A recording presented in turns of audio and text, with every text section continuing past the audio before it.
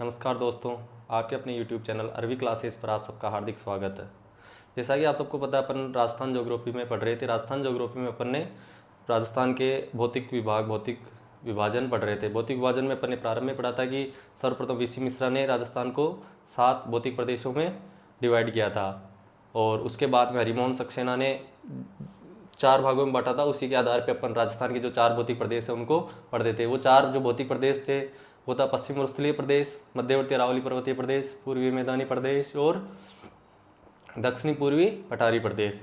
उसमें से अपन जो क्लास थी अपन ने पश्चिम मरुस्थलीय प्रदेश उसके बारे में पढ़ रहे थे। पश्चिम मरुस्थलीय प्रदेश के बाद पहले इसमें पढ़ा था कि अपन ने जो ये चारों प्रदेश है वो जो पश्चिमी मरुस्थलीय प्रदेश है वो 61.11% है और जो अपने अरावली है वो 9% है और पूर्वी मैदान है वो 23% है।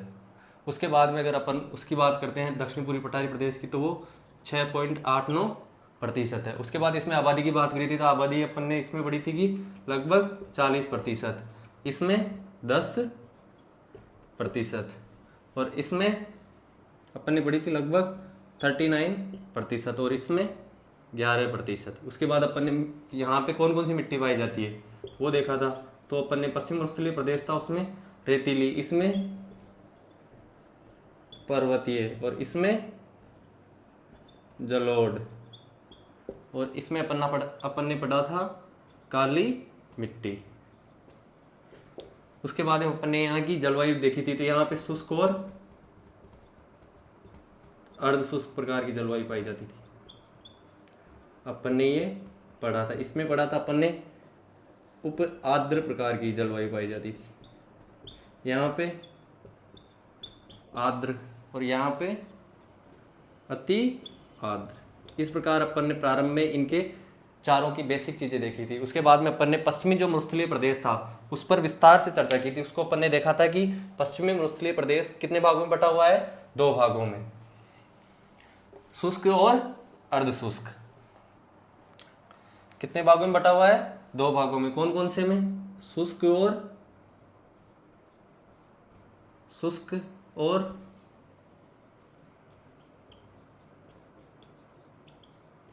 अर्ध शुष्क। ये बढ़ा था कि 25 सेंटीमीटर से कम वर्षा वाला क्षेत्र किस में आएगा? शुष्क में। इसको राठी प्रदेश भी बोलते हैं।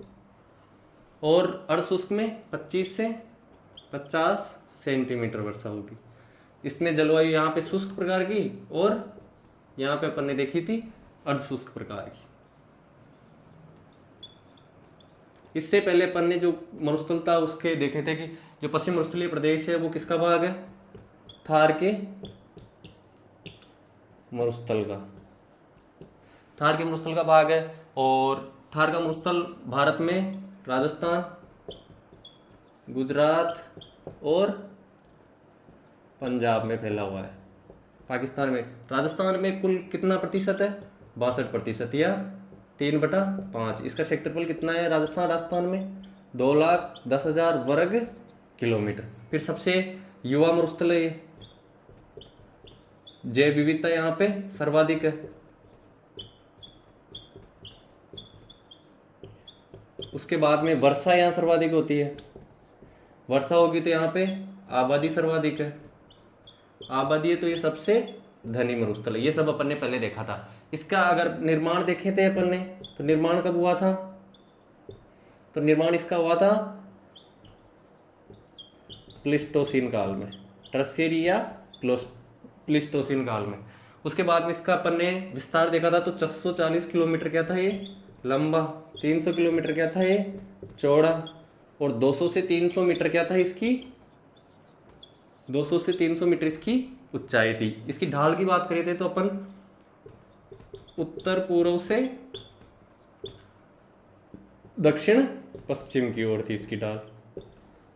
उसके बाद अपन ने ये देखा था कि इसको दो अध्ययन की दृष्टि से कितने भागों में बांटे थे? 2 भागों में, शुष्क और अर्धशुष्क। शुष्क में 25 सेंटीमीटर से कम वर्षा होती थी और अर्धशुष्क में 25 से 50। शुष्क जलवायु, अर्धशुष्क जलवायु। यहाँ पे वही वनस्पति दोनों तरफ कटीली या मरुद्विद टाइप की, मरुद्विद विद टाइप की क्या पाई जाती है, जिसको अपन क्या बोलते हैं, जीरोफाइट। इस प्रकार की क्या पाई जाती थी, वनस्पति पाई जाती थी। फिर अध्ययन की दृष्टि से अपन ने शुष्क और अर्ध शुष्क के भी अलग अलग भाग पढ़े थे।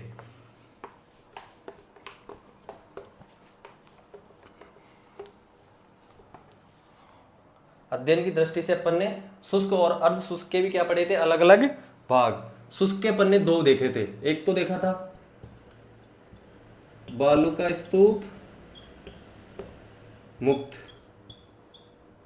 और एक देखा था बालू का स्तूप युक्त। ये दोनों किसके थे, शुष्क मरुस्थल के।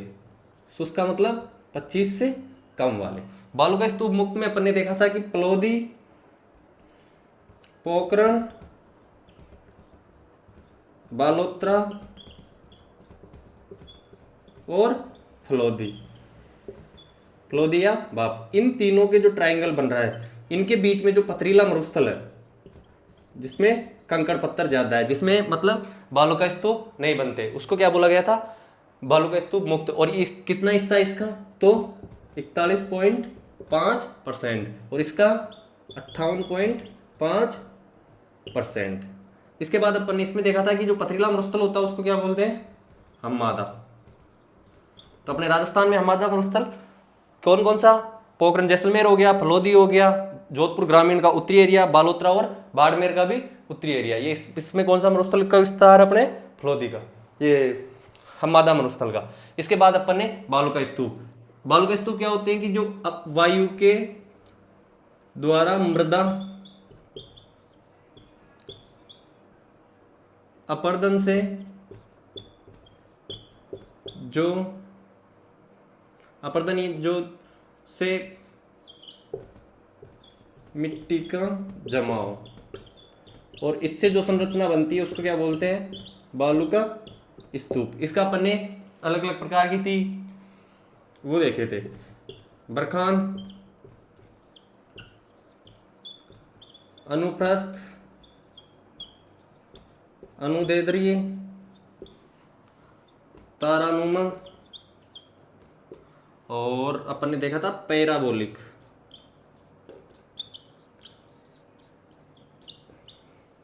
बरखान गतिशील थे और इनकी आकृति इस प्रकार से थी, है ना। ये 200 से 200 मीटर इनका विस्तार था और इसकी ऊंचाई कितनी थी, 10 से लेके 20 मीटर तक।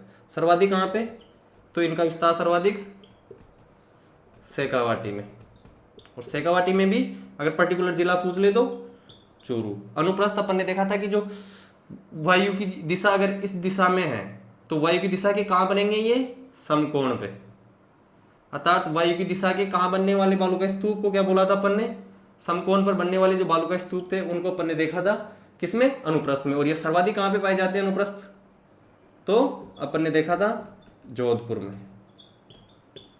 फिर उसके बाद अपन ने देखा था अनुदैर्ध्य, भाई पवन की दिशा इधर है तो ये भी इधर, अर्थात पवन की दिशा के समानांतर बनने वाले बालू का स्तूप कौन से थे, अनुदैर्ध्य। और ये कहाँ पे थे, जैसलमेर में, ठीक है। तारानुमा, अनियमित हवाओं के कारण 3 से ज्यादा भुजाएं, ऐसे जिनकी 3 से ज्यादा क्या हो, भुजाएं हो, वो कौन से में आते थे, तारानुमा। इसकी विशेषता क्या थी कि 3 से ज्यादा होनी चाहिए, 3 प्लस क्या हो, भुजाएं हो, वो कौन से कहलाएंगे। और ये कहाँ पे थे, सूरतगढ़ और जैसलमेर, सूरतगढ़ और जैसलमेर। उसके बाद अपन ने देखा था पैराबोलिक, अर्थात बालों के किलब की आकृति के। इस प्रकार के जो बालू का स्तूप होते थे उनको बोला था अपन ने पैराबोलिक। और ये राजस्थान में क्या है, सर्वाधिक है, सभी जिलों में पाए जाते हैं लगभग। फिर अपन ने कुछ वर्ड देखे थे, एक तो था स्रबकापिस और एक था नेबखा। स्रबकापिस जो जैसे कोई झाड़ी है और इसके कोई आसपास बालू का स्तूप बन रहा है ना, उसको तो सर्पकापिस, और कोई झाड़ी है, ये झाड़ी है और इसके जो चारों ओर बालू का स्तूप बनता था उसको बोलते थे नेब का। इस प्रकार अपन ने शुष्क मरुस्थल पर विस्तार से चर्चा की थी एक एक चीज पर। और फिर उसके बाद में अपन ने पढ़ना स्टार्ट किया था अर्धशुष्क मरुस्थल। अर्धशुष्क मरुस्थल को कितने भागों में बांटा था अपन ने? 4 भागों में। 4 कौन कौन से? तो घग्गर का मैदान, उसके बाद में अंतःप्रवाह प्रदेश और नागौर उच्च भूमि, उसके बाद में आता है अपना लूनी बेसिन। तो जो अर्धशुष्क प्रदेश था उसको भी अपन ने कितने भागों में बांटा था?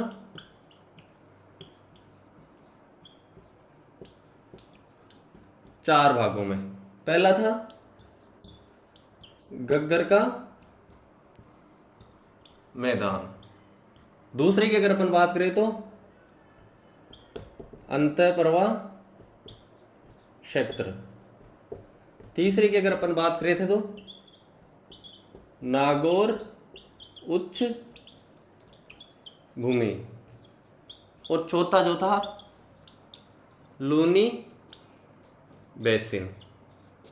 इसमें अपन ने घग्गर का मैदान पढ़ लिया था कि जो घग्गर नदी द्वारा लाई गई जलोढ़ मिट्टी से निर्मित मैदान को क्या बोला गया था? घग्गर का मैदान। और ये राजस्थान के किस जिले में है? उत्तरी जिलों में, गंगानगर, हनुमानगढ़ और अनूपगढ़। इन 3 जिलों में क्या फैला हुआ है अपने घग्गर का मैदान। इसमें यहाँ पे एक मिट्टी पाई जाती है, उसको क्या बोलते हैं? काठी या बग्गी। उपजाऊ जो मृदा है। और घग्गर नदी को क्या बोलते हैं हनुमानगढ़ में? नाली। और इसका पानी जब पाकिस्तान में चला जाता है तो इसको क्या बोलते हैं? हकरा। क्या बोलते हैं? हकरा। इसके बाद में यहाँ पे क्या चलती है सर्वाधिक? आंधियां। क्या चलती है यहाँ पे सर्वाधिक? आंधियां। ये सब अपन ने घग्गर के मैदान में देखा था। फिर अपन ने एक और चीज देखा था कि यहाँ पे कौन सी सभ्यता? सिंधु घाटी सभ्यता कौन सा स्थल? कालीबंगा स्थल हनुमानगढ़ में घग्गर नदी के किनारे पे विकसित हुआ है। उसके बाद अपन ने अंतःप्रवाह क्षेत्र, इसमें देखा था कि जो पूर्वी राजस्थान है, पूर्वी मरुस्थल है, उसमें जो बालू का स्तूप है मध्यम साइज के और अत्यधिक वर्षा होने के कारण उन पे क्या हो गई है? वनस्पति विकसित हो गई। और वहां पे नीचे कौन सी चट्टानें पाई जाती है? चूने की चट्टानें। जो पानी होता है ऊपर को रेतीली मिट्टी है और जो पानी इनके बीच में प्रवाहित होता है, मिट्टी ऊपर है और पानी नीचे नीचे प्रवाहित होता है। पानी कहाँ? नीचे नीचे प्रवाहित होता है, इसलिए इसको क्या बोला गया है? अंतःप्रवाह क्षेत्र। और इसमें कुछ अपन ने शब्द देखे थे। एक तो देखा था सर, एक देखा था जोहड़ और एक देखा था बीड़। ये देखे थे। सर तो बोलते थे तालाब को, जोड़ बोलते थे कच्चे तालाब या कुएं, और बीड़ बोलते थे अपने चरागा क्षेत्र।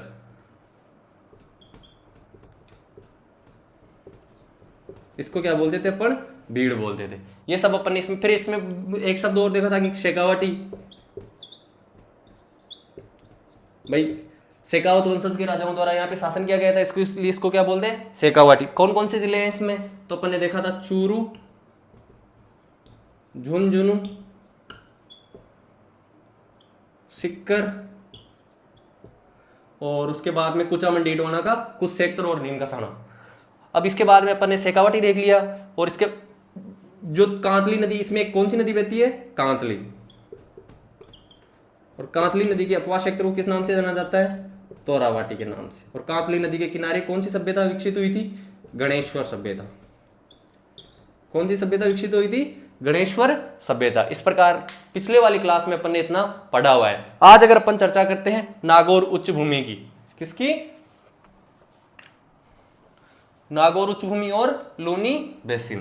अगर कोई चीज समझ में नहीं आती है और ऐसी कोई चीज जो बिल्कुल कि सर ये चीज क्या है क्या नहीं है, तो आप कमेंट बॉक्स में उस पर क्वेश्चन पूछ सकते हो। नेक्स्ट क्लास में आपका वो डाउट क्लियर कर दिया जाएगा।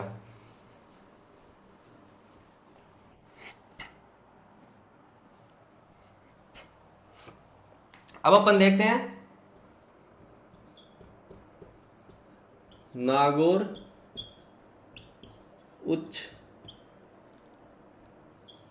भूमि। ये एक ही चीज के लिए प्रसिद्ध है। ये जो क्षेत्र है यहाँ पे क्या है? नीचे ये जो क्षेत्र इसमें पाई जाती है माइकासिस्ट चट्टानें।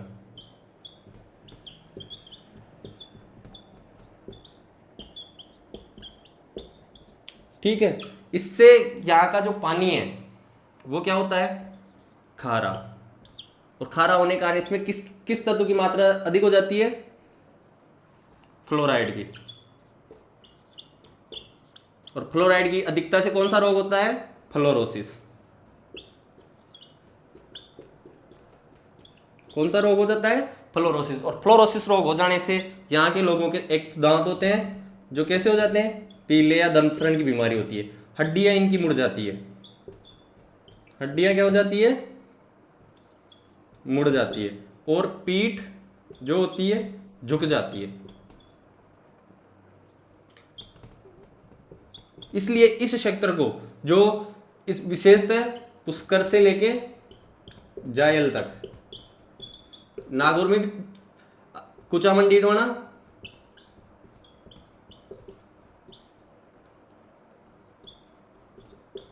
और भी क्षेत्र है, कुचामन डीडवाना और नागौर खुद स्वयं और अजमेर का क्षेत्र। तो ये पुष्कर से जायल के बीच में जो पट्टी है इसको किस नाम से जानते हैं? तो कुबड़ पट्टी, बांका पट्टी या होच बेल्ट, इस नाम से इसको जाना जाता है। क्यों? क्योंकि यहाँ के लोग क्या होते हैं? कुबड़े होते हैं। उसके अलावा अगर नागौर उच्च भूमि की कुछ और देखें तो यहाँ पे सर्वाधिक क्या है? खारे पानी की झीलें।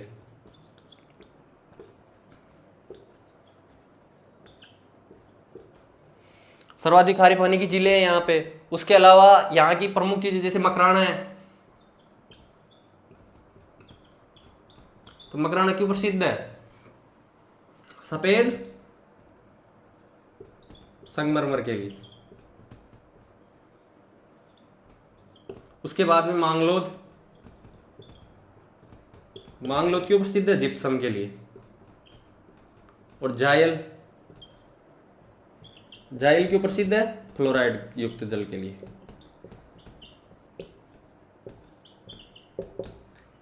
ये नागौर उच्च भूमि की कुछ विशेषता है भाई। कुछ ऊपर उठी हुई भूमि है, वहां की जमीन में क्या है? लवणीयता अधिक है। लवणीयता अधिक होने का प्रमुख कारण है खारापन जो अधिक है, उसका सबसे प्रमुख कारण है वहां पे पाई जाने वाली, जमीन में पाई जाने वाली माइकासिस्ट चट्टानें।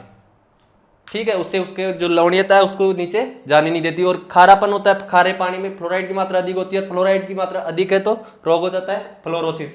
और फ्लोरोसिस रोग होने के कारण उनके दांत पीले हो जाते हैं, या फिर हड्डियां मुड़ जाती है, या फिर वो जो पीठ है वो झुक जाती है, कुबड़े हो जाते हैं एक तरह से। इसलिए इसको क्या बोला गया है? कुबड़बट्टी, बागाबट्टी या होच बेल्ट। फिर यहाँ पे सर्वाधिक खारी पानी की झीलें हैं और कुछ श्रेणियां हैं। मकराना सफेद संगमरमर के लिए प्रसिद्ध है, और मांगलो जिप्सम के लिए, और उसके अलावा जाइल जो फ्लोराइड के लिए प्रसिद्ध है। ये आई होप ये जो नागौर उच्च भूमि है आपको समझ में आ गई होगी। आप एक बार इसका स्क्रीनशॉट ले सकते हो।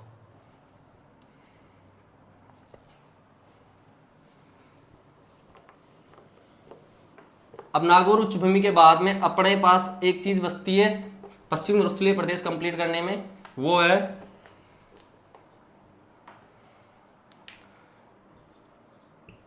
लूनी बेसिन। देखो लूनी बेसिन, लूनी एक क्या है? नदी है। अर्थात पश्चिमी राजस्थान की क्या है? लूनी एक नदी है जो क्या है? पश्चिमी राजस्थान की सबसे लंबी नदी है ना, और सबसे महत्वपूर्ण नदी भी है। अजमेर के नागवार से निकलती है।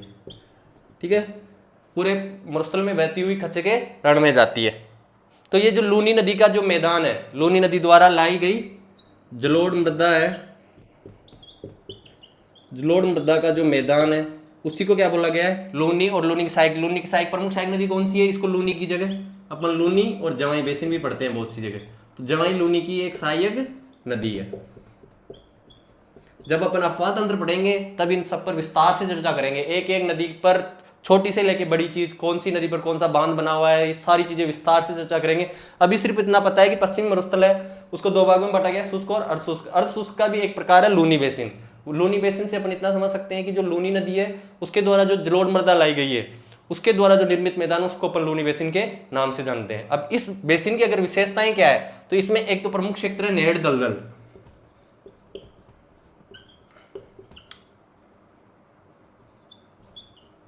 नेहड़ दलदल, ये जो क्षेत्र है ये सांचौर और बाड़मेर का कच्छ को स्पर्श करता हुआ क्षेत्र, कच्छ को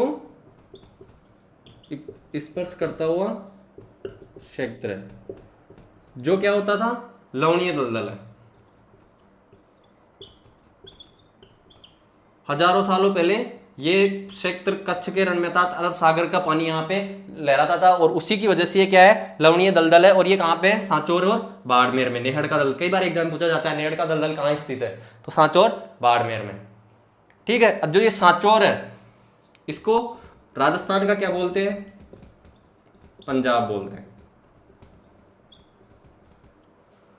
इसके बाद में जो जवाई नदी है, इस पर मारवाड़ का अमृतसर कहलाने वाला कौन सा बांध बना हुआ है, जवाई बांध। कहां पर है, सुमेरपुर में। ये कहां पर है, तो सुमेरपुर पाली में। उसके बाद में ये इन पे विस्तार से चर्चा करेंगे। इस क्षेत्र की जो प्रमुख विशेषता है, एक तो ये हो गई नेहड़ दलदल हो गया, और पाली में एक जो काला भूरा डूंगर है, ये भी कई बार एग्जाम में पूछा जाता है। ये कहां पर है, पाली में, जो इसकी क्या बनाता है, सीमा बनाता है,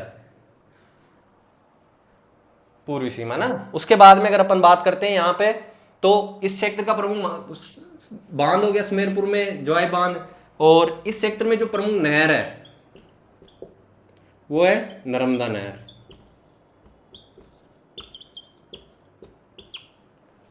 इस प्रकार लूनी बेसिन की जो प्रमुख विशेषताएं थी, इसमें अगर मृदा की बात करें तो मृदा, आप खुद दिमाग लगाओ, नदी है, नदियों द्वारा जो मैदान बनाए जाते हैं उसमें जलोढ़ मृदा पाई जाती है। तो नवीन बहती है ना लूनी नदी, तो नवीन जलोढ़ मृदा। और यहां से जो नवीन जलोढ़ मृदा है, यहां से एक क्वेश्चन बनता है, खादर और बांगर, खादर और बांगर। जो नवीन जलोढ़ मृदा के मैदान होते हैं उनको तो बोलते हैं खादर, और जो पुराने जलोढ़ मृदा के मैदान होते हैं उनको बोलते हैं बांगर।